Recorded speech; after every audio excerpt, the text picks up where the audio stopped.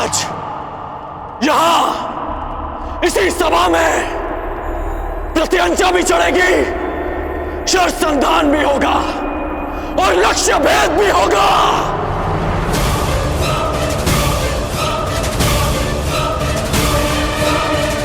मैं परशुराम शिष्य राधेकर ये लक्ष्य भेद स्वयं करूंगा।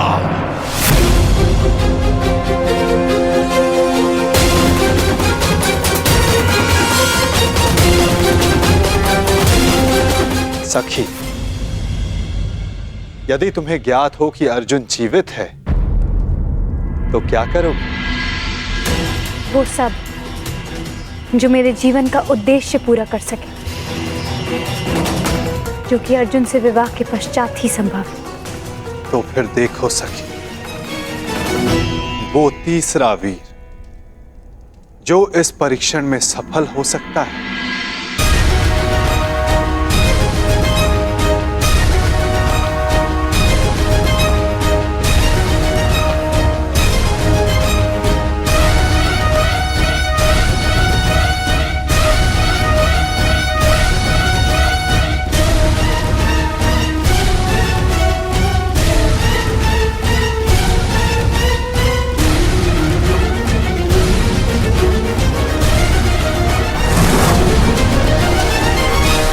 यदि कर्ण ने लक्ष्य संधान कर दिया सखी, तो तुम अपने जन्म का प्रयोजन सिद्ध नहीं कर पाओगे।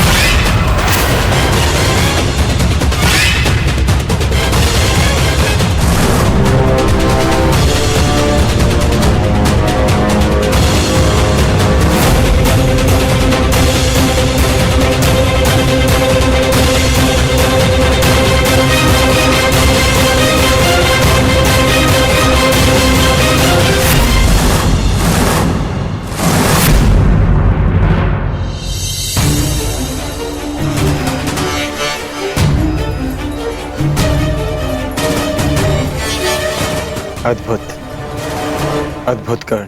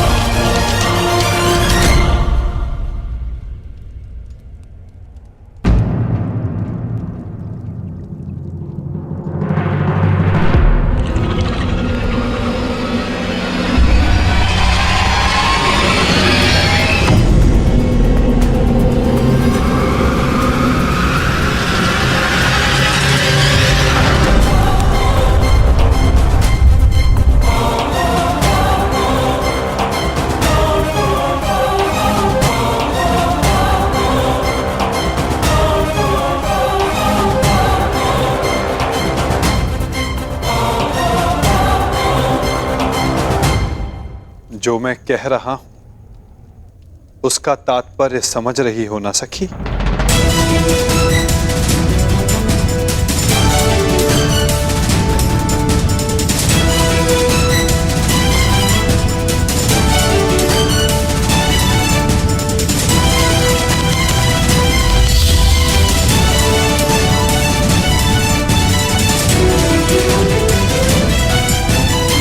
बिना देखे आपने लक्ष्य संधान कैसे किया? आपके नेत्रों में देखकर।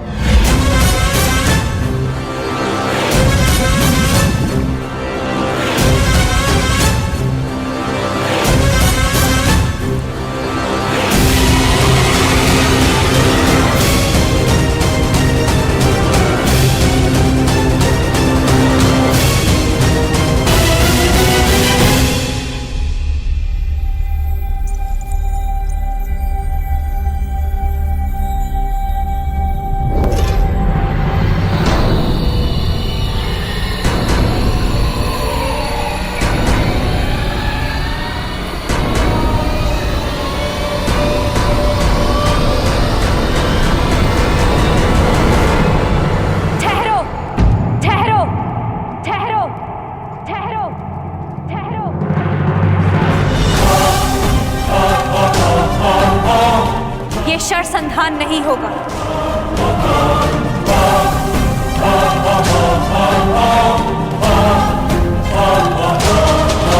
परंतु क्यों?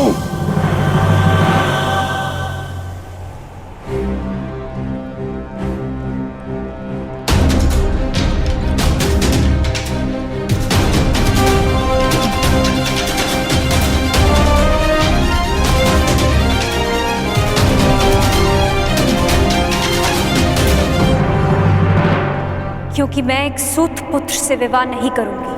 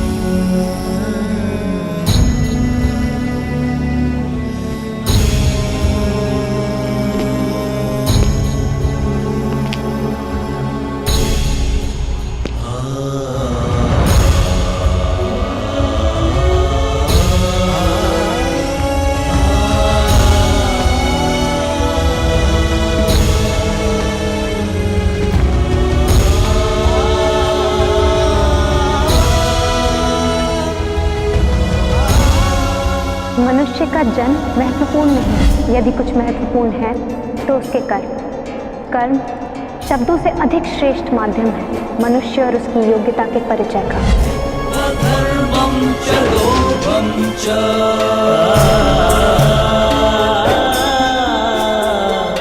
मोहं चोऽध्यमस्थितः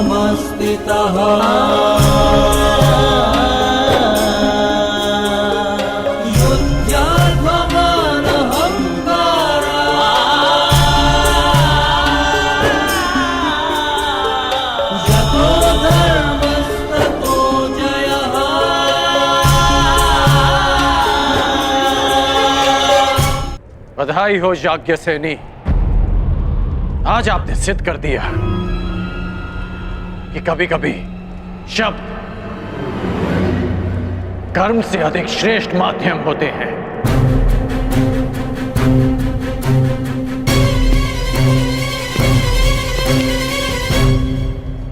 व्यतीत ना होकर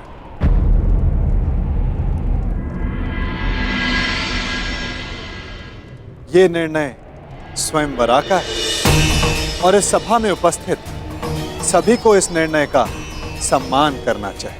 बस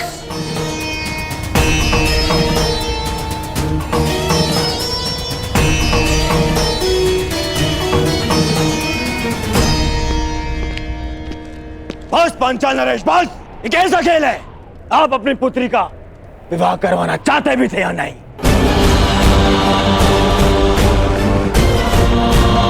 केवल अपने मनोरंजन के लिए आपने ये स्वयंवर रच लिया।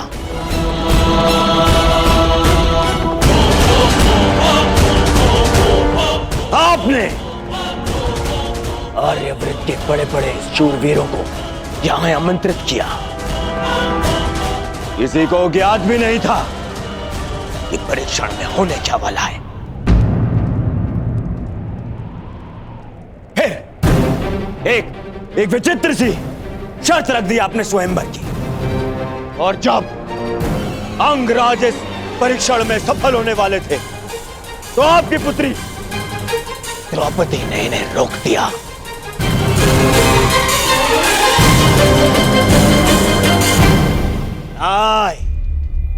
ये स्वयंवर नहीं है, छल है, छल। युवराज दुर्योधन, ये स्वयंवर पांचाली के विवाह के लिए रचा गया है हस्तिनापुर युवराज दुर्योधन। और स्वयंवर स्पर्धा नहीं होती, स्वयंवरा को अधिकार है अपने वर के चयन करने का, जिसका द्रौपदी ने प्रयोग किया।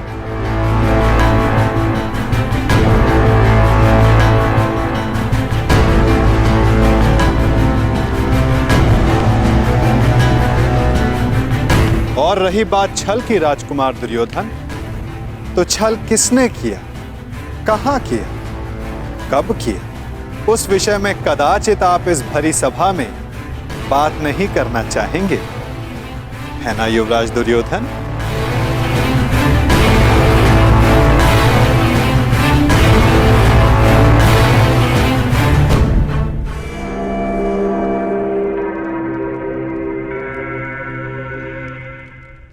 सम्राट!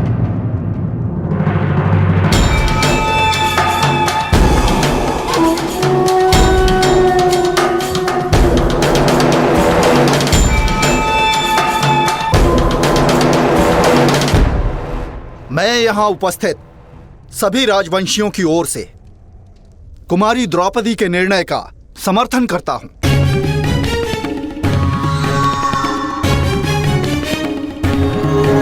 मुझे तो युवराज दुर्योधन की सोच पे आश्चर्य हो रहा है। राजकुल से होकर भी ये उन्होंने सोच कैसे लिया कि पांचाल नरेश अपनी पुत्री का विवाह एक सूत पुत्र से करेंगे। सावधान मंत्री नरेश। सावधान तो आपको रहना था। आप कर्ण को इस सभा में लाने की भूल कैसे कर बैठे? जाइए अंगराज कर्ण, जाइए, जाके अपने अश्वों की राज संभालें। यह क्षत्रियों का स्वयंवर है, जाइए।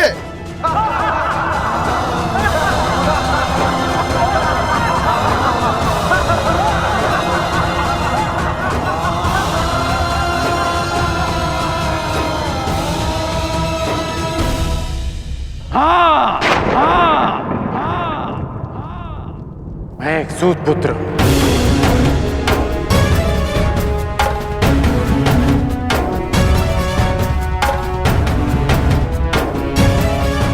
और मुझे गर्व है कि स्वयं को क्षत्रिय समझने का अभिमान करने वाले महारथियों का मार्गदर्शन एक सूत ही करता है। पथ निर्धारित करने वालों को यह नहीं भूलना चाहिए, जो खड्ग और गदा हाथ में लेकर वो वीर होने का दम भरते हैं, उसे कोई क्षत्रिय नहीं, एक लोहार बनाता है।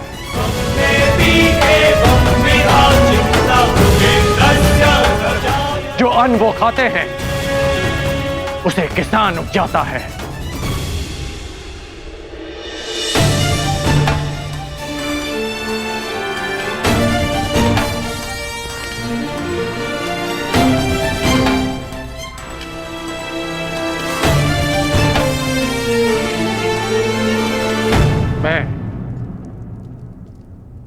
मेरा उपहास उड़ाने वालों से व्यथित नहीं हूं,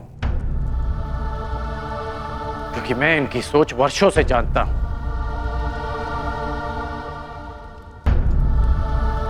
मैं आपसे निराश हूं, क्योंकि मुझे लगा कि आपकी सोच इनसे भिन्न है। इस अपमान को सहने की क्षमता स्वयं में लाने के लिए मुझे वर्षों लग गए, परंतु आश्चर्य इस बात का है कि एक सूत का अपमान करना, उससे घृणा करना, कुछ दिन पहले जन्मी पांचाली इतना शीघ्र सीख गए? कैसे?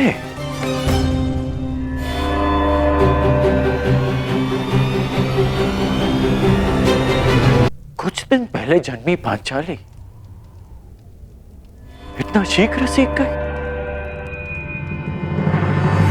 कैसे?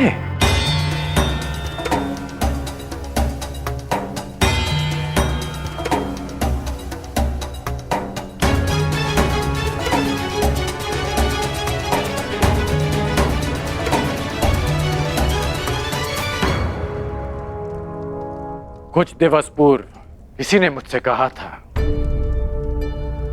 कि हर कर्म अपना परिणाम साथ लेकर चलता है।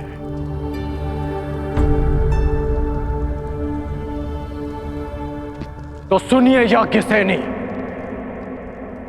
कि जो आज आपने मेरा अपमान किया, उस अपमान का परिणाम आपको अवश्य मिलेगा।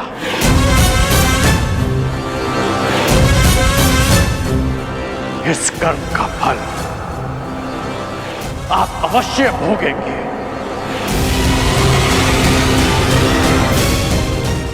आपके शब्दों के गूंज का नाद जीवन भर आपको सुनाई देता रहेगा। स्मरण रहे।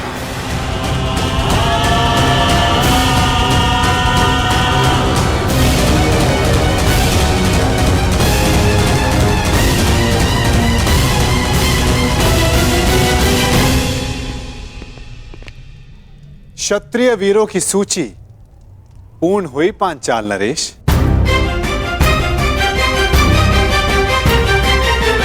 प्रतीत होता है कि अब और कोई नहीं जो इस परीक्षा में सफल हो सके। तो क्या स्वयंवर निरस्त कर दिया जाए पांचाल नरेश? नहीं केशव, यदि स्वयंवर निरस्त कर दिया गया तो पांचाल का बड़ा अपयश होगा। कोई उपाय सोचिए।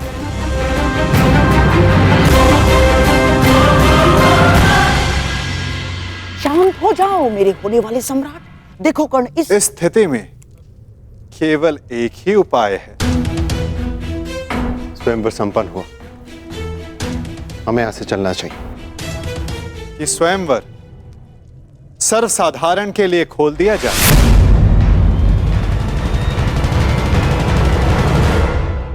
किसी को भी लक्ष्य भेद करने का अधिकार और अवसर दिया जाए।